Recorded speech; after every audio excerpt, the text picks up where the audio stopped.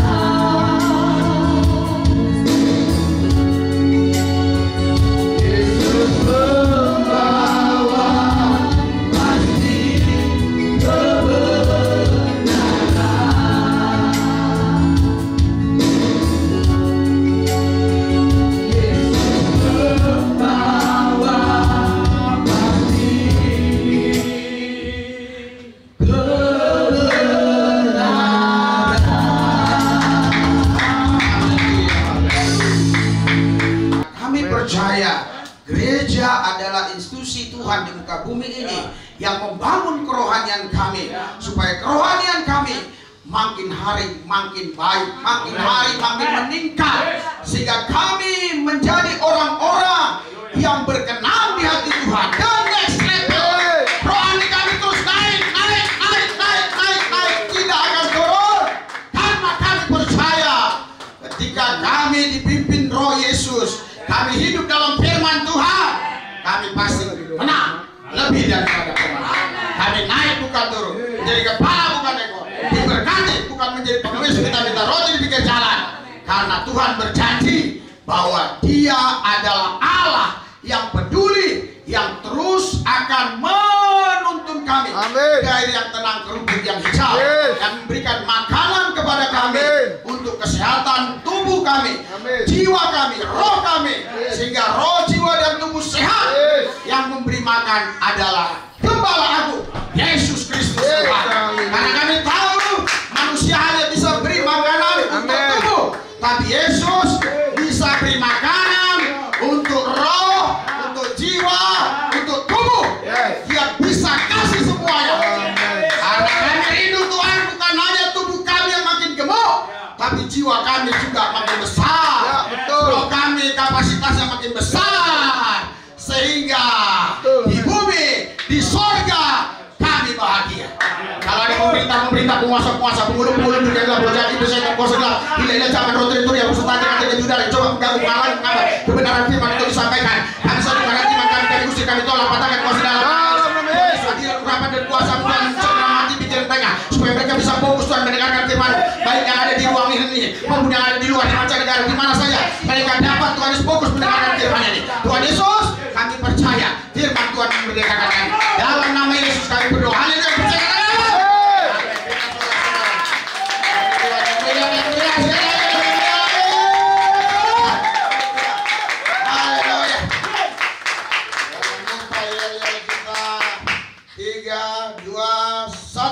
Berkobar, menyala, menyambar, melambaikan, akurat, konsisten, perjuangan, menyusun, tidak mundur, terus maju. Nama Yesus,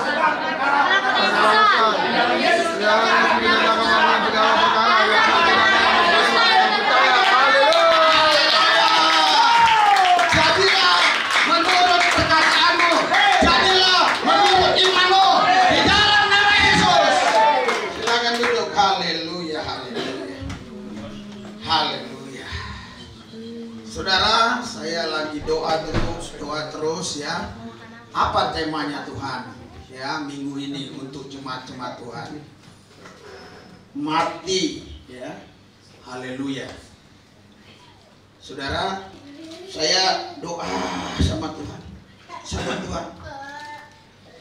Gembala, jemaat, orang Kristen harus siap mati menghadapi ancaman yang semakin serius ini. Haleluya.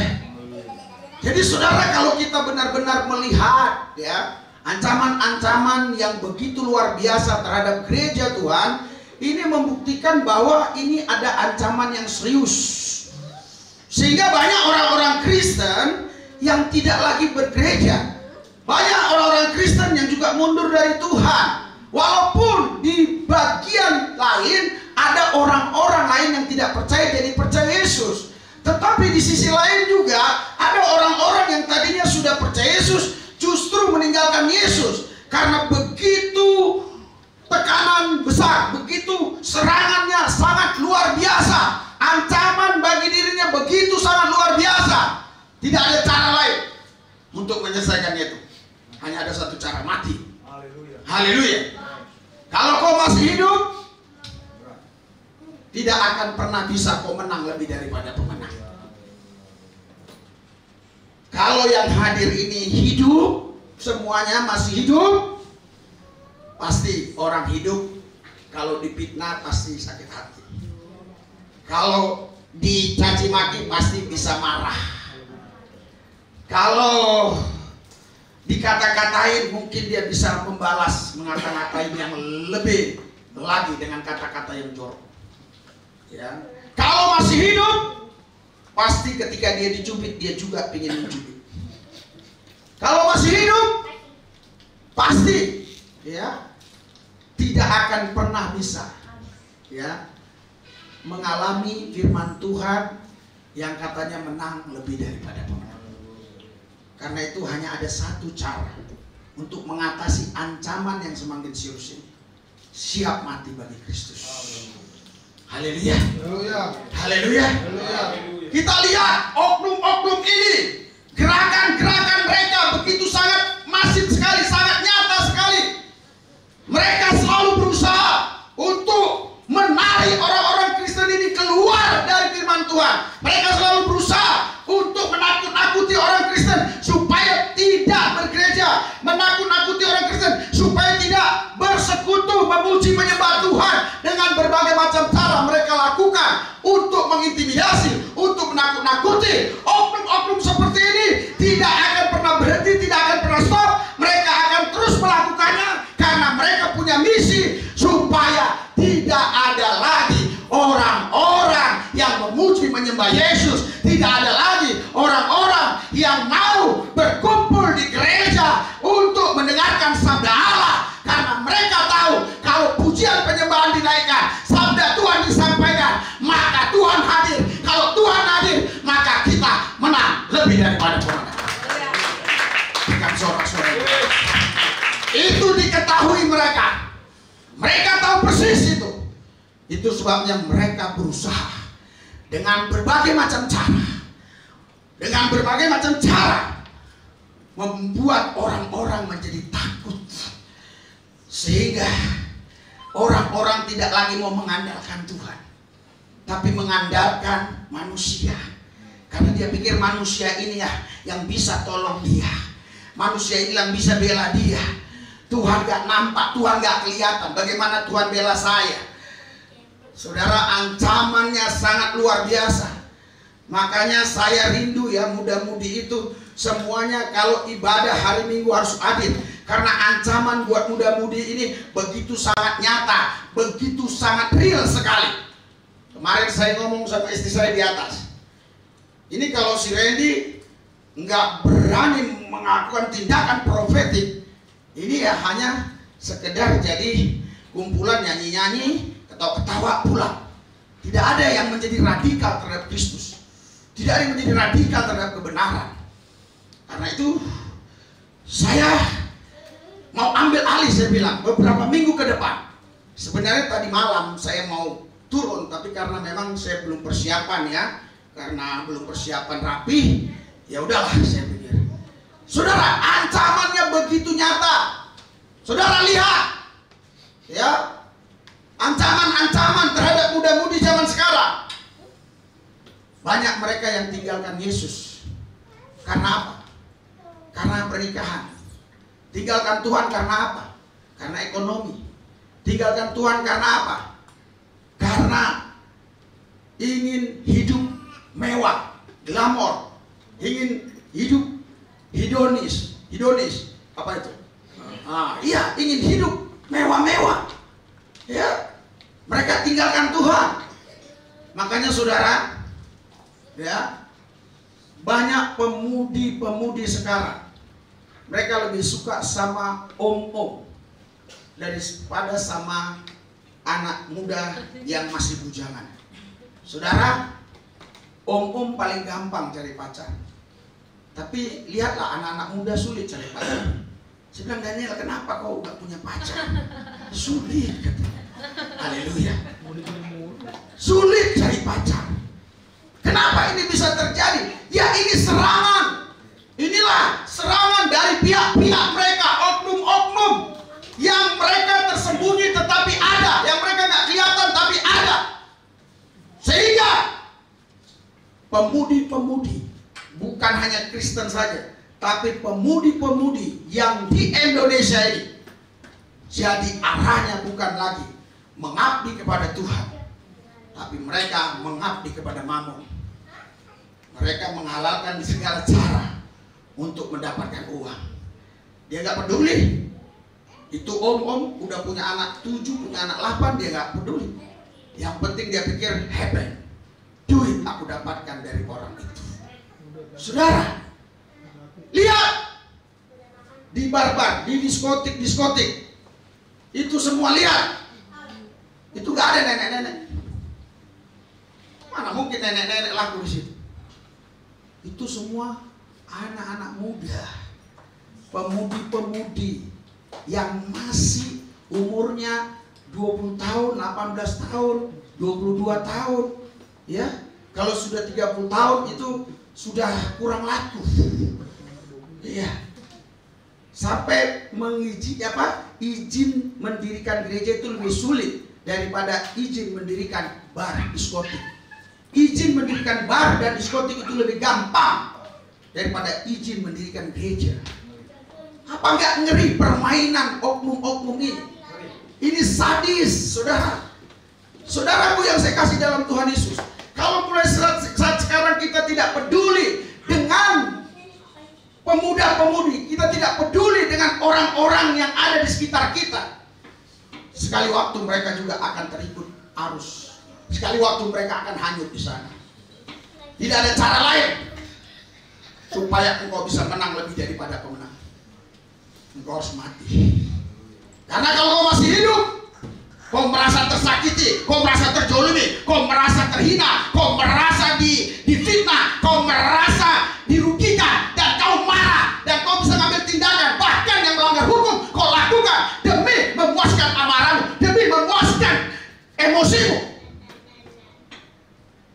Apakah itu tidak ancaman bagi gereja Tuhan? Haleluya. Gereja yang harusnya membawa damai, tapi gereja justru membawa kekacauan kalau mereka tidak mati. Itu sebabnya saudara dan saya harus mati. Nggak percaya? Ini ayatnya, kita lihat.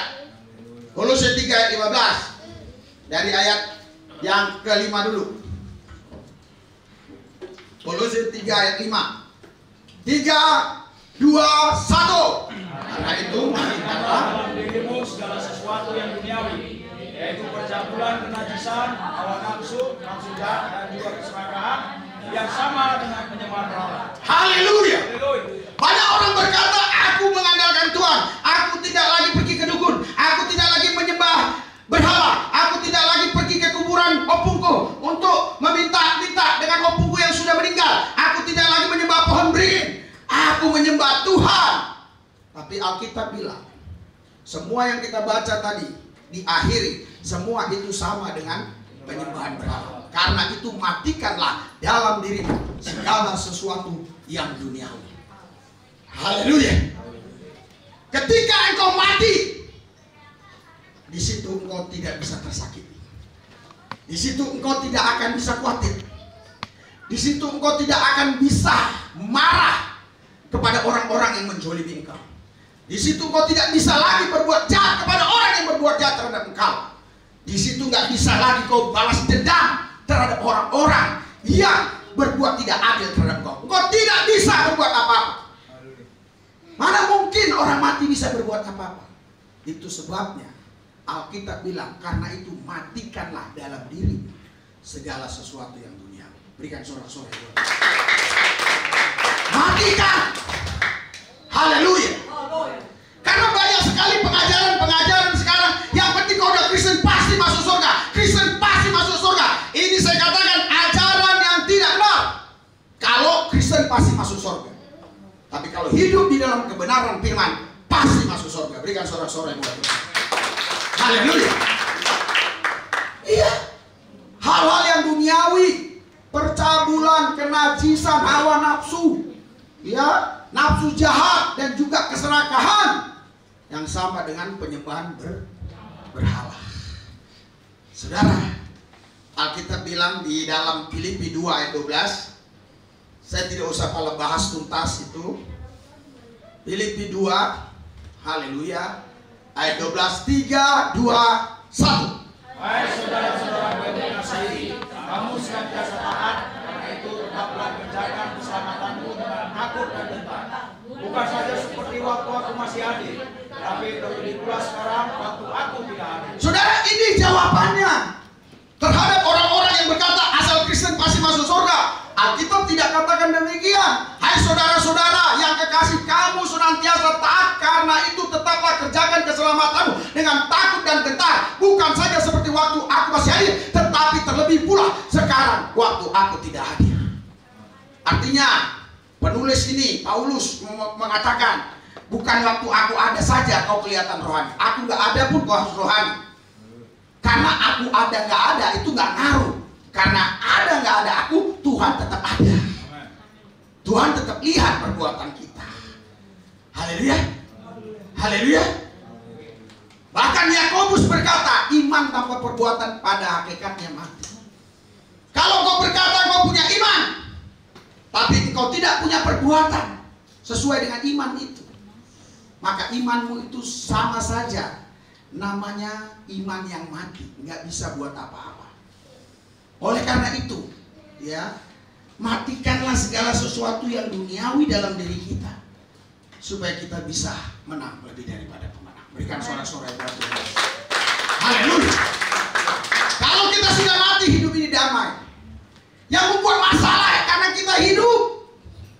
Kalau kita sudah mati, hidup ini damai. Hidup ini tenang. Itu sebabnya banyak orang salah dalam memahami untuk mencari ketenangan hidup. Mereka bunuh diri karena dia tahu benar kalau dia mati, dia tidak akan mengalami penderitaan-penderitaan yang harus dia alami. Baru-baru ini propam, pangkatnya saya lupa, tapi sepertinya dia pangkatnya sudah lumayan, menembak kepalanya sendiri. Polisi propam. Haleluya. Setahun ini banyak polisi yang bunuh diri. Kemarin saya katakan di BNN kepada orang BNN, hati-hati kau. Kau pun bisa bunuh diri. Sudah kau pernah pakai narkoba? Enggak, saya enggak pernah. Ya, tapi kau pun bisa bunuh diri. Kalau hanya masalah begini aja kau sudah stres, kau sudah depresi, kau sudah tidak lagi mau berseru-seru kepada Tuhan. Ujung-ujungnya apa? Pingin damai dengan cara bunuh diri. Padahal dia bukan dapatkan damai, justru dia dapatkan siksaan ketika dia bunuh diri. Karena bunuh diri bukan berarti kita dilepaskan dari pertanggungjawaban apa yang kita buat di bumi. Bunuh diri justru itu dimulai pertanggungjawabannya. Ketika kita mati, ya, meninggalkan dunia ini secara fisik, di situ kita pertanggungjawabkan semua apa yang kita buat. Haleluya. Di situ akan ditampilkan tayangan dengan layar yang sangat besar, dan tidak ada di antara kita yang bisa berdusta. Tidak ada yang bisa berbohong. Kalau ada penyanyi berkata memang lidah tak bertulang, di situ tidak laku lagu itu. Di situ semua mengaku apa yang dilakukan, apa yang dia perbuat selama itu. Oleh karena itu, kerjakanlah keselamatan itu dengan takut dan gentar.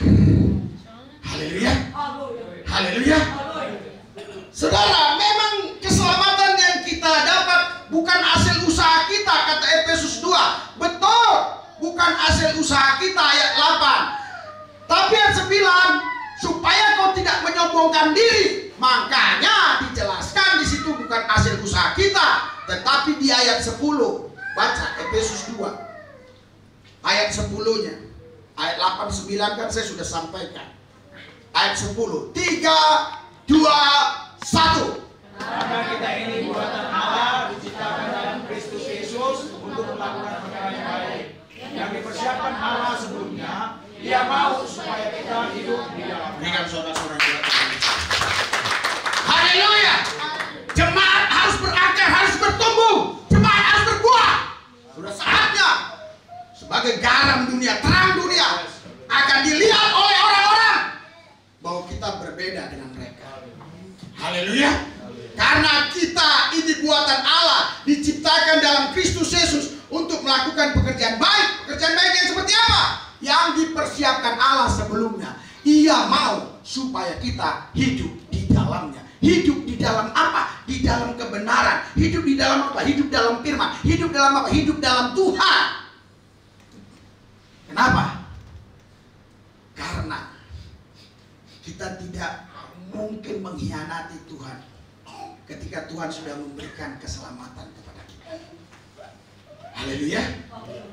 Kalau saya berikan jam tangan saya kepada Randy cuma-cuma, itu artinya saya berikan kepada dia anugerah. Tapi sampai di rumah dibantengnya atau tidak dirawat baik-baik, sekali waktu saya tahu bahwa pemberian saya tidak dihargai, bagaimana perasaan saya? Saya akan katakan, Randy, kau bukan beli dari saya. Kau tidak kasih uang ke saya. Saya kasih itu cuma-cuma. Tapi kau tidak menghargai pemberian saya. Kecuali kau membayar darah Yesus. Kau bisa buat segalanya. Kalau keselamatan yang kau terima ini kau bayar dengan uang 1 triliun, 1 miliar, aku mau bayar darah Yesus dengan 1 miliar. Kalau dengan cara itu bisa, baru kau boleh suka-suka. Tetapi darah Yesus diberikan kepadamu cuma-cuma. Berikan saudara-saudara. Makanya kau tidak boleh suka-suka. Karena darah yang diberikan kepadamu bukan kau beli cuma-cuma. Haleluya. Kalau itu kau beli suka-sukamu. Baju yang kau beli mau kau bakar, nggak ada undang-undangnya yang bisa menghukum kita. Tapi kalau baju orang yang dititipkan kau bakar, bisa dituntut kau di pengadilan. Haleluya. Karena itu saudara, kita ini buatan Allah, diciptakan dalam Kristus Yesus. Saudara lihat, diciptakan dalam Kristus Yesus. Haleluya.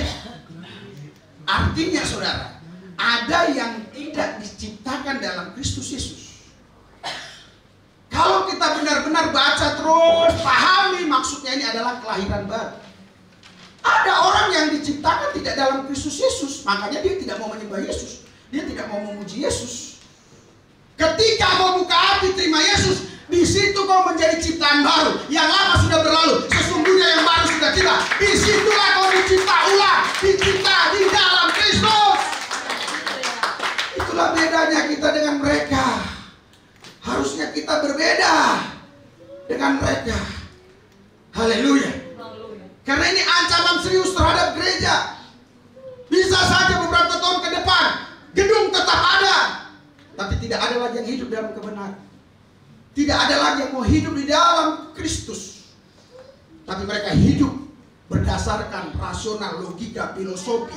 Berdasarkan apa? Berdasarkan mimpi-mimpi dari paranormal. Berdasarkan apa? Berdasarkan penglihatan-penglihatan dari paranormal dan sebagainya. Tidak lagi menanya kepada Tuhan. Bisa nggak terjadi? Bisa. Ini sudah mulai terjadi. Anda nggak lihat. Saya yakin ada juga yang pernah lihat. Saudara, saya berharap semua kita yang hadir, kita adalah orang-orang yang terpilih. Kita adalah orang-orang yang pasti masuk dalam kerajaan Tuhan. Itu sebabnya saya rela melakukan apa aja untuk melayani saudara. Karena kerinduan saya, saudara dan saya nanti sama-sama berjumpa di kerajaan Tuhan. Kita bersenang-senang di sana. Biarlah di bumi ini mungkin banyak masalah, tantangan, rintangan. Tetapi saya yakin 80 tahun selesai. Tapi kekal di surga sampai selama-lamanya. Haleluya. Haleluya. Itulah perlunya kesetiaan. Itulah perlunya kesetiaan. Kalau kesetiaan tanpa ada kewaspadaan, kesetiaan itu pun bisa gampang hilang dari kita. Karena kita tidak waspada. Karena iblis menyamar sebagai malaikat terang. Kadang-kadang kita pikir ini malaikat, toto ini iblis. Kita pikir ini Tuhan, toto setan. Kenapa?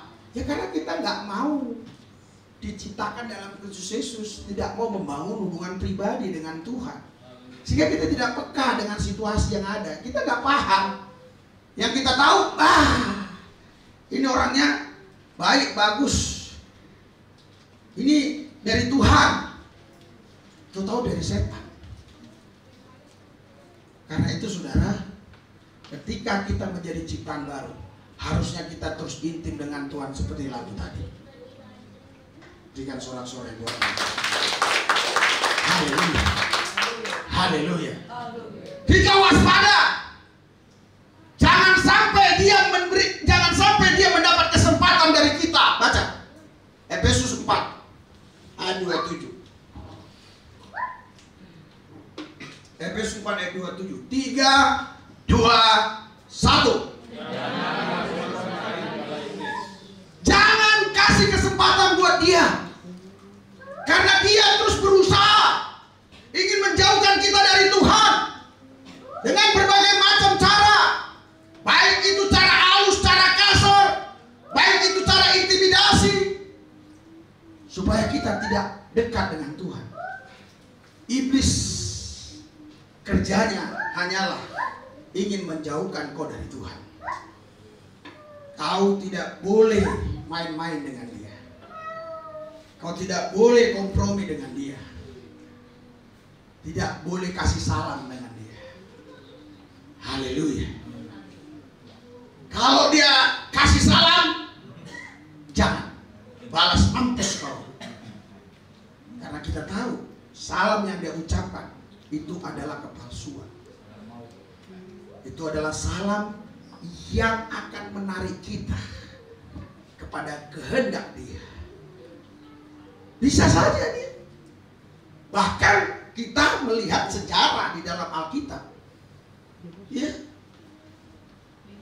Hawa tertipu karena si iblis bisa menyampaikan firman walaupun di pelintirnya sedikit.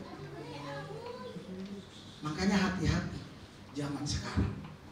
Haleluya. Dan janganlah beri kesempatan kepada iblis. Kenapa? Kalau dia dapat kesempatan, dia akan untung besar. Dia untung besar sekali. Dia mencari keuntungan dari kita.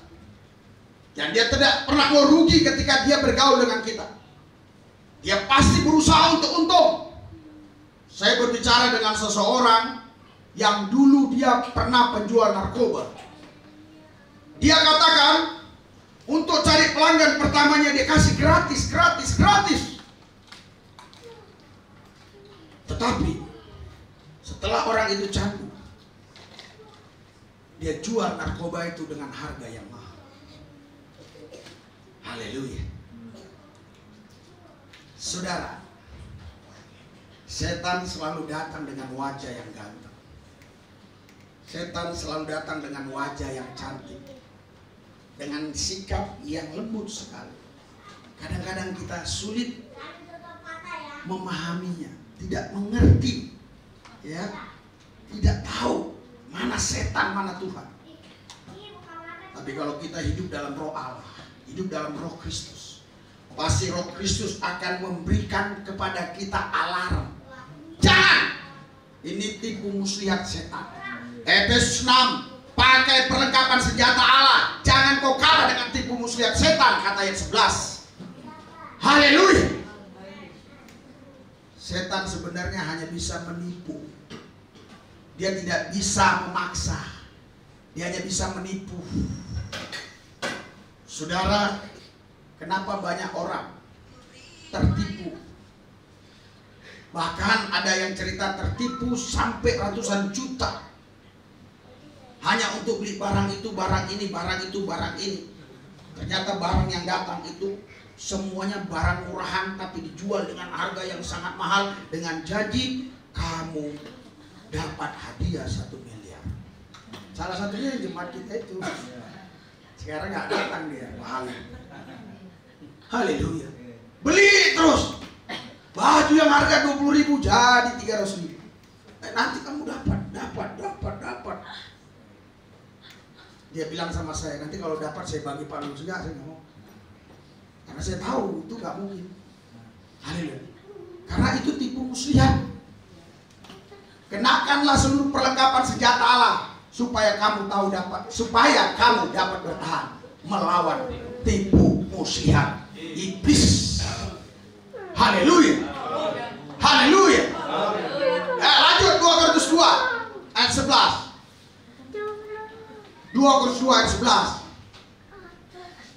supaya iblis tidak dapat untung apa-apa dari kita. 3, 2, 1. Iblis jangan beroleh keuntungan atas kita. Sebab kita tahu apa maksud. Haleluya. Haleluya. Bagaimana supaya iblis tidak dapat keuntungan? Caranya bagaimana? Matikan kedagingan. Yang kedua, kita harus tahu maksud. Haleluya. Kenapa ujuk-ujuk ini kasih permen? Kenapa ini orang kasih pisang goreng? Haleluya. Karena kita tahu maksud. Banyak wanita-wanita yang gagal dalam pernikahan karena mereka tertipu oleh pria-pria yang tadinya baik sekali. Tapi setelah nikah 3, 4, 5 tahun baru tanduknya muncul. Barulah kelihatan panonya yang begitu banyak, belang-belangnya begitu banyak. Kenapa? Karena setiap orang berkenalan, dia akan tutupi semua hal-hal yang buruk di dalam dirinya, supaya orang lain boleh terpikat dengan dia. Tapi serapat apapun dia menutup, kalau kita selalu hidup bersama dengan dia, sekali waktu dia lupa tutup. Pasti lupa tutup. Haleluya. Kamar saya pasti selalu saya tutup, apalagi waktu saya pakaian. Tapi tiba-tiba lupa tutup. Anak saya si Deborah masuk, "Papa, ayah!" Saya bilang, saya ambil handuk.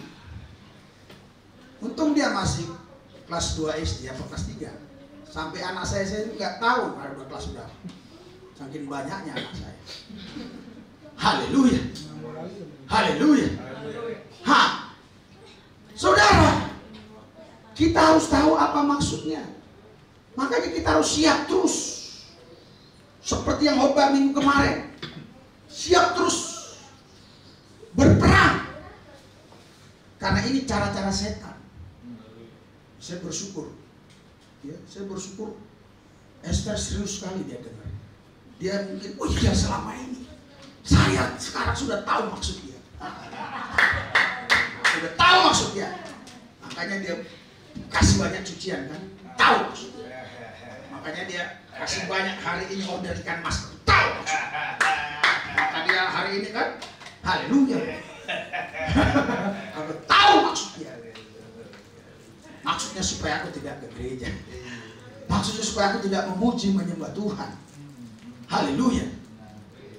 Saya heran beberapa hari yang lalu Ibu Gembala doa, Tuhan Yesus janganlah beri order Ibu Manurung di hari ini, tapi berkatilah dia di hari Senin, Selasa, Rabu, Sabtu Tuhan, supaya ketika dia dapat order di Minggu dia punya kekuatan menolak. Tapi benarkah kekuatan menolak itu ada? Belum tentu. Misalnya Senin dapat, oke, untungnya 500. Ya, Selasa dapat untungnya 500. Minggu dapat lagi untungan 1,5 juta kalau dikerjakan.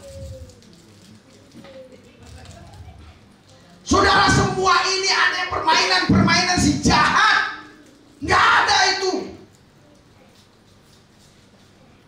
Oh, tapi Senin, Selasa, Rabu, Kamis, Jumat, Sabtu nggak dapat, Pak. Minggu ini yang dapat.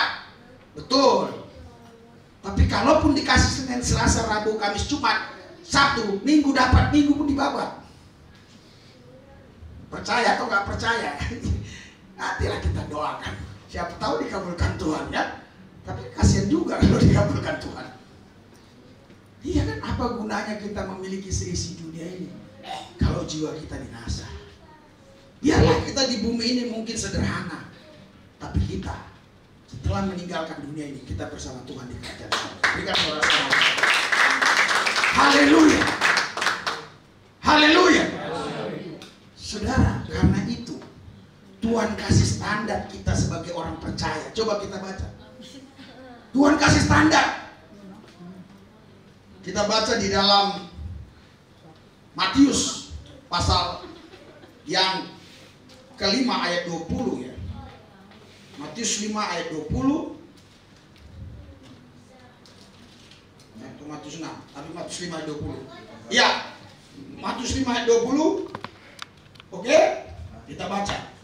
3, 2, 1. Maka aku berkata kepadamu, jika hidup keagamaanmu tidak lebih benar daripada hidup keagamaan ahli-ahli Taurat dan orang-orang Farisi, sesungguhnya kamu tidak akan masuk dalam kerajaan surga. Saudara, pada waktu itu ahli Taurat, orang Farisi itu adalah orang-orang yang dihormati karena mereka lah yang menyampaikan firman Tuhan, Taurat Tuhan. Mereka lah orang-orang yang tinggal di sinagog, yang dihormati, dihargai secara keagamaan. Tetapi standar kita lebih dari dia. Kenapa? Karena mereka melakukan itu bukan dengan kebenaran. Kita mau tahu, coba. Kita lebih dari mereka. Lanjut. 3, 2, 1. Kamu telah mendengar yang difirmankan kepada nenek moyang kita, jangan membunuh, siapa yang membunuh harus dihukum. Ya, jadi ahli Taurat hanya mengajarkan jangan membunuh. Kalau kau membunuh, kau dihukum. Tapi apa yang Yesus ajarkan? Ayat 22. 3, 2, 1. Tetapi aku berkata kepadamu, setiap orang yang marah terhadap saudaranya harus dihukum. Siapa yang berkata kepada saudaranya kafir harus dihadapkan ke mahkamah agama, dan siapa yang berkata jahil harus diserahkan ke dalam neraka yang menyala-nyala. Ada 3 hal di sini, saudara. Ya, kalau ahli Taurat hanya mengajarkan jangan membunuh. Kalau membunuh kau dosa. Tapi Yesus bilang marah pun kamu nggak boleh. Tuh ngeri, saudara. Tingkat tinggi nih, haleluya. Iya, marah akan dihukum. Ngomong kafir aja akan dihukum. Kalau saya bilang, orang-orang kafir di sana jangan ikutin, itu nggak dihukum. Tapi kalau kau bilang, maaf ya, ketemu orangnya, kafir, itu dihukum. Itu dihukum, harus disidang. Haleluya. Tapi kalau seolah orang-orang kafir di mana-mana haruslah mereka mengenal Tuhan, itu nggak apa-apa. Tapi kalau kita, kamu kafir, atau dia kafir, kita sebutkan dianya, siapa dia, harus dihadapkan ke mahkamah agama. Dan siapa yang berkata jahil harus diserahkan ke dalam neraka yang nyala-nyala. Coba, sering nggak kau bilang jahil? Hah? Tentu arti jahil di sini bukan letterlek sempit seperti ini ya. Arti jahil di sini artinya orang ini kita hakimi, orang ini kita hakimi bahwa orang ini orang jahat, nggak bener, jahil, macam-macam. Ya. Siapa yang berhak menghakimi mereka kalau bukan Tuhan? Karena kita nggak bisa lihat perbuatan orang di dalam kamar tentang apa. Haleluya, haleluya. Nah, terus ini kita lebih hebat dari mereka. 3, 2, 1. Sebab itu, jika engkau mempersembahkan persembahan di atas mezbah dan engkau diangkat sesuatu yang ada dalam hati saudaramu terhadap engkau, Terus tinggalkanlah persembahanmu di depan mezbah itu dan pergilah berdamai dahulu dengan saudaramu, lalu kembali untuk mempersembahkan persembahan itu. ayat 23. Sebab itu jika engkau mempersembahkan persembahanmu di atas mezbah dan engkau teringat akan sesuatu yang ada dalam hati saudara terhadap engkau, siapa yang salah? Dia. Haleluya. Teringat akan sesuatu yang ada dalam hati saudaramu. Tapi kita menyakiti orang. Kita menyakiti orang. kita menyakiti orang Ingat, sehingga orang itu sakit hati. sakit hati, dan kita lagi doa teringat, tinggalkan dulu. Tapi di ajaran mereka tidak begitu. Lanjutkan aja. Haleluya. Yang penting ke Tuhan. Ke sesama manusia nggak peduli. Kafir. Kalau kehidupan keagamaanmu tidak melebihi ahli Taurat, hanya bisa ngomong kafir saja, tapi hidupnya nggak jelas, kau tidak layak di hadapan Tuhan. Haleluya. Terus. Ya, udah, terus. Oke, 3, 2. Ya, teruslah. Itu tidak terlalu perlu dibahas. Ya. Ayat 28. Ayat 27. 27. 3, 2, 1. Kamu telah mendengar firman jangan berzina.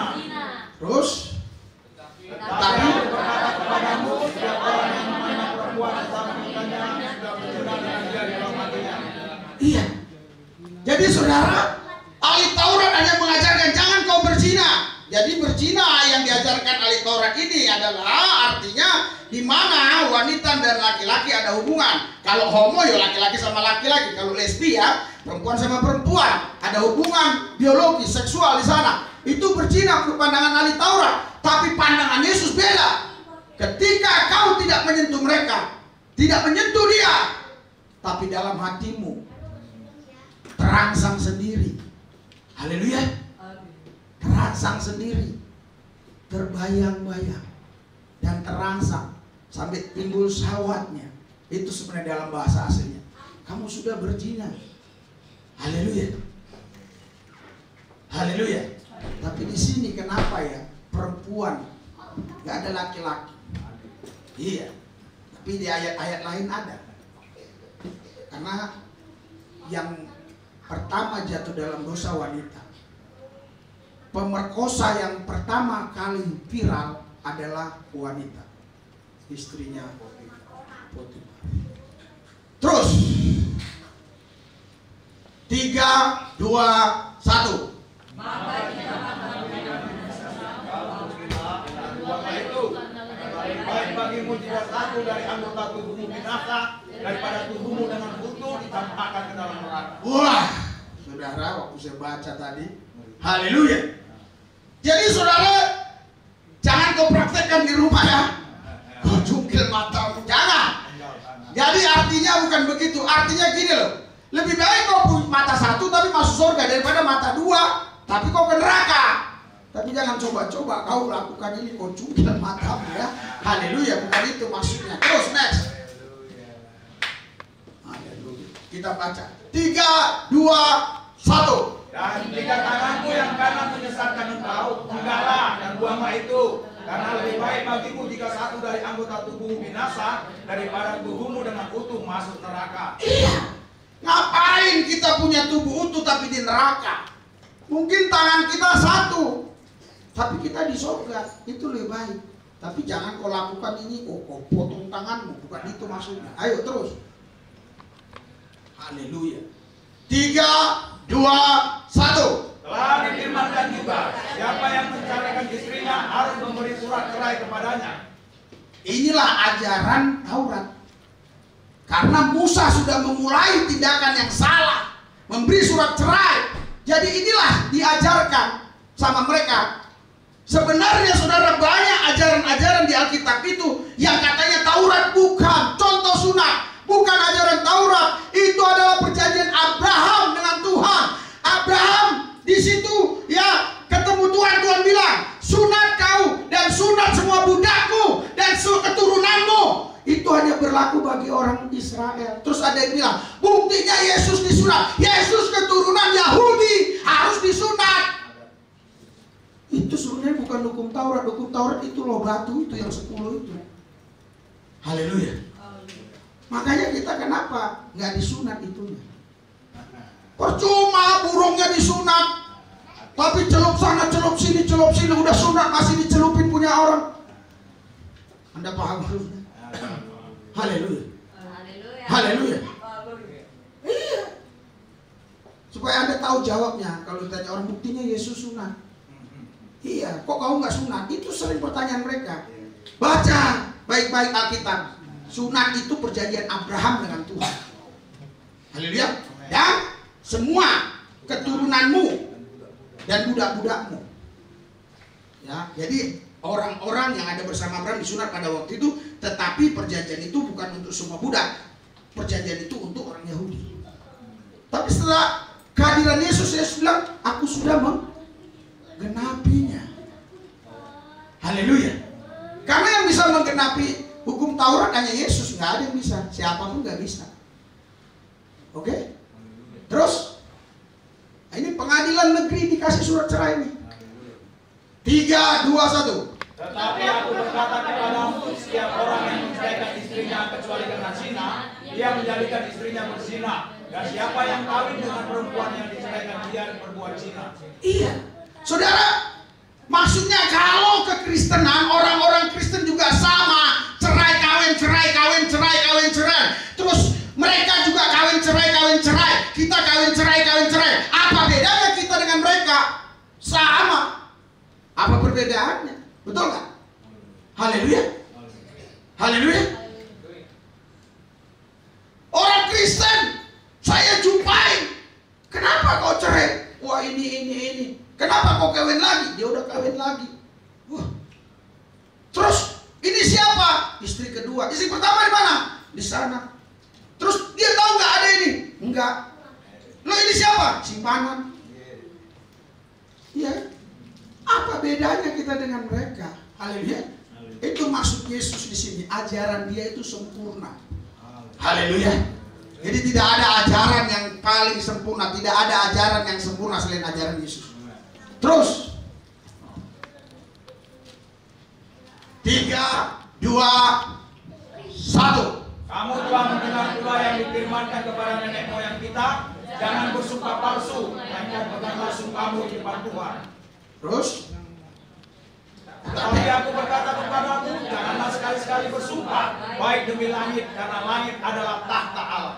Terus Maupun demi bumi, karena bumi adalah tumpuan kakinya, ataupun demi Yerusalem, karena Yerusalem adalah kota raja besar. Terus Janganlah juga engkau bersumpah demi kepalamu, karena engkau tidak berkuasa memutihkan atau menghentikan sehelai rambut pun. Terus Jika ya, hendaklah kamu katakan ya. Jika tidak, hendaklah kamu katakan tidak.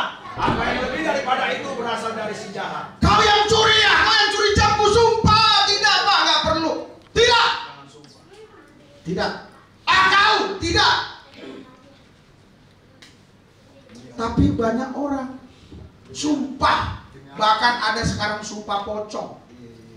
Sumpah pocong. Haleluya. Jadi Yesus bilang, kau tidak boleh bersumpah demi apapun.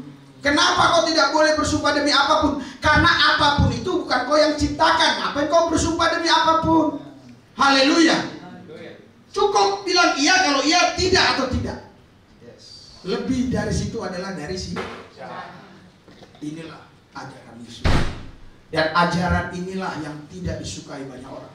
Inilah yang saya katakan dalam tema saya tadi adalah jemaat, gembala, orang Kristen harus siap mati menghadapi ancaman ini. Bagi saudara-saudara yang mungkin nggak memahami, mungkin ini nggak ancaman. Jadi ancaman itu kau pikir ketika orang ambil pisau, toto anakku hamil, terus dibilang, kita tanya, mana laki-laki yang mengambil kau? Udah lari Pak ke Palembang, udah lari Pak ke Medan. Apa itu ancaman? Apa itu ancaman?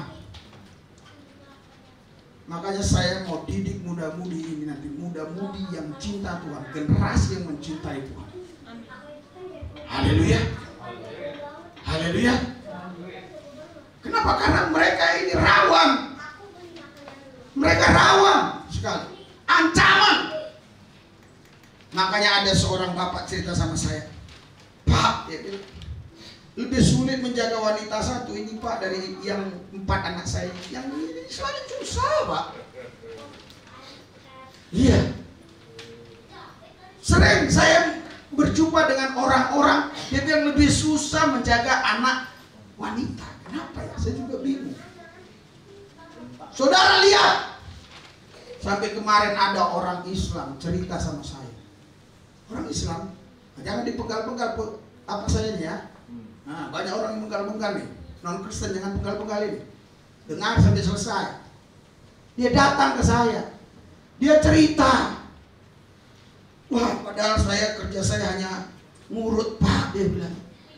Tapi anak saya itu tiap hari minta jatah 50.000. Kalau malam minggu 100.000. Yang satu lagi Pak, dia bilang, memang dia jualan, dapatlah 100.000 sehari, tapi kucingnya 30 Pak. Biar kucing. Jadi kalau kucingnya itu lari, dia ngamuk-ngamuk sama semua orang. S2 tamatan S2, bayangkan bisa seperti itu kan. Sarjana S2. Haleluya.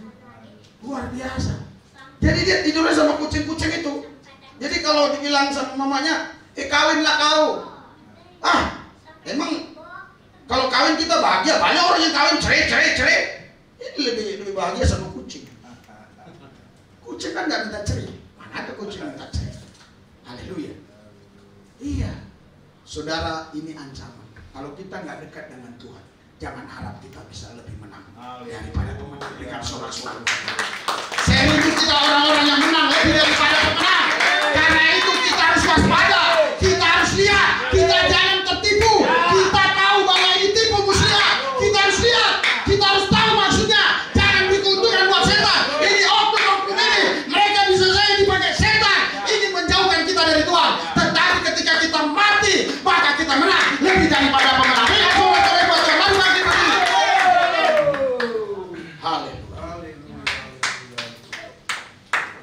Ikuti doa saya. Tuhan Yesus, kami percaya ketika kami dibaptis, kami sudah mati bersama Kristus. Ketika kami bangkit, kami hidup bersama Kristus. Mati daging, hidup dalam roh. Kami bersyukur Tuhan karena ajaran-Mu sempurna. Kami sangat bangga. Kami memiliki Yesus yang sempurna dan firman-Nya sempurna. Urapi kami Tuhan, supaya kami bisa mematikan sebuah keinginan duniawi yang tidak berkenan di hati. Urapi kami Yesus, supaya kami dapat mengatasi semua ancaman yang ada, yang membahayakan kerohanian kami. Dalam kuasa Roh Kudus, kami menang lebih daripada. Terima kasih Tuhan. Dalam nama Yesus. Haleluya. Percaya